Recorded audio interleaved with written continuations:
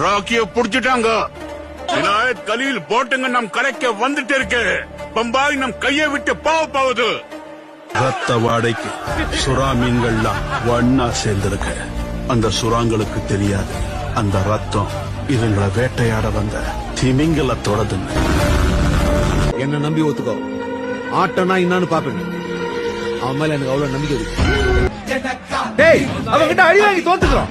அவன் 1000 பேசுவான், கேட்டுதான் ஆகணும். நல்ல மண்டியில ஏத்திக்கோ. அவன் ஆச்சு ஸ்டேஜ்ல நீ பேசு. அதை விட்டு வாங்கடா வாங்க.